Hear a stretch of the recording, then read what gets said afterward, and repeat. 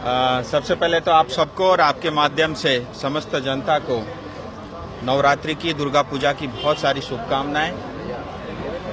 भगवान करे हमारे ऊपर इसी तरह से प्यार, मोहब्बत और आपसी भाईचारा बना रहे। और साथ ही मैं आपके माध्यम से ये भी निवेदन करना चाहूँगा, जो बहुत आवश्यक है, कोविड की तीसरी वेव की डर बनी हुई है।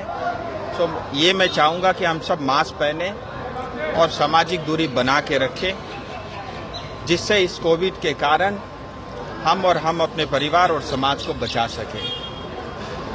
इसके साथ ही मैं आपके माध्यम से ममता दीदी को तीसरी बार और एक बार के चुनाव में 2 बार लड़के लीगली मुख्यमंत्री बनने के लिए भी बधाई देता हूं। और मैं उनसे ये भी अपेक्षा रखता हूं कि जिस तरह से चुनाव के बाद की हिंसा पश्चिम बंगाल में चली, मैं ये अपेक्षा रखता हूं, उम्मीद कम है उसके बावजूद भी अपेक्षा रखता हूं कि ये सब खूनी खेल पश्चिम बंगाल में समाप्त होगा और पश्चिम बंगाल भी बाकी देश के राज्यों की तरह विकास में बहुत तेजी से आगे बढ़ेगा।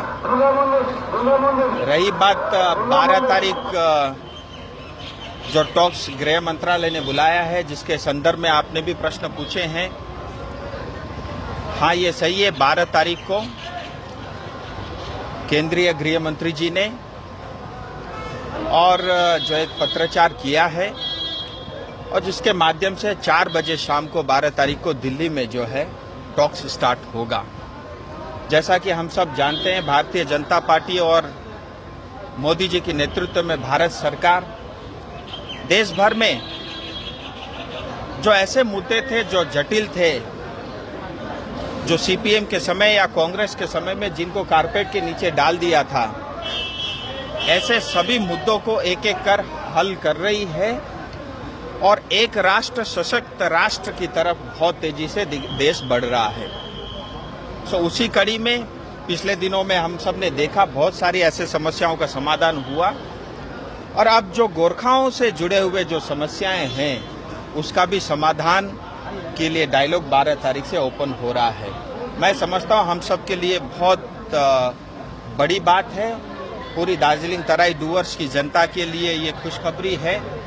उनकी तपस्या और बहुत सारे सैकड़ों लोगों ने जो त्याग, बलिदान और जो शहीद हुए, उनकी भी ये एक हिसाब से उनकी भी लिए भी उनके परिवार के लिए बहुत बड़ी जीत है और उनके लिए मैं कहूँगा ये अच्छी श्रद्धांजलि भी है।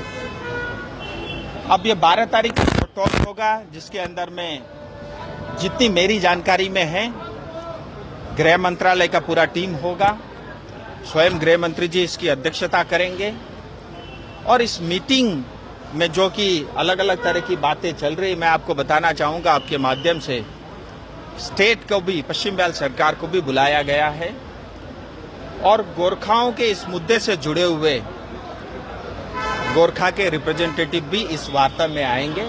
12 तारीख को टॉक्स होगा। मैं उम्मीद करता हूं कि ये एक सकारात्मक टॉक्स होगी। काम अभी शुरू हुआ है, बहुत काम होना है, बहुत काम करना है और ऐसे मेरे पास बहुत सारे लोगों को ये भी सुझाव आए हैं कि हमें भी बुलाया जाए, सिविल सोसाइटी को, एनजीओ के या बाकी लोगों को भी। तो मैं ये कहना चाहूँगा, इस बार मेरा बहुत ईमानदारी से मेरा ये प्रयास था, मेरी टीम का, हमारे सब एलायंस के साथियों का, कि डूअर्स छूटना नहीं चाहिए और उसमें हम सफल हुए हैं। डूअर्स की प्रतिनिधि भी इस मीटिंग के अंदर में आ रहे हैं, इस टॉक्स में भाग ले रहे हैं और आने वाले समय में जैसी जैसी आवश्यकता बढ़ेगी, चाहे वो एनजीओ हो, चाहे हमारे सिविल सोसाइटी या इंटेलेक्चुअल लॉबी हो, और अगर आवश्यकता पड़ी तो पश्चिम बंगाल में दार्जिलिंग तराई डूअर्स के अलावा भी अन्य किसी गोरखा को भी इसमें इंक्लूड करना पड़ा तो भी हम पीछे नहीं हटेंगे। ये शुरुआत है और आप देखेंगे इसका बहुत अच्छा सकारात्मक प्रभाव जो है आने वाले समय में इस क्षेत्र के ऊपर में पड़ेगा।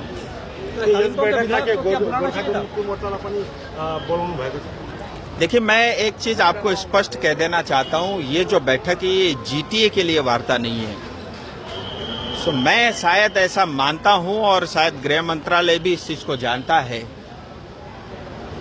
कि जो है ये जब जीटीए की बैठक नहीं है तो मुझे लगता है जो लोग जीटीए की कुर्सी पे निगाह गाड़े बैठे हुए हैं तो मुझे लगता है उनको बुलाना बहुत आवश्यक भी नहीं है।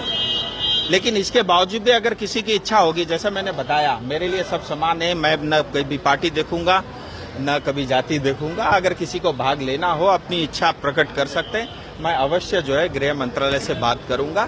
और मैं एक बात फिर कहना चाहता हूं, ये जीटीए की बैठक नहीं है, ये जो बैठक है, ये जो टॉक्स है, जो लोग भारत के संविधान के प्रति आस्था रखते हैं और भारत के संविधान के अंतर्गत स्थायी राजनीतिक समाधान चाहते हैं, ये उनके लिए टॉक्स है, न कि ये जीटीए की कुर्सी के लिए कोई टॉक्स है।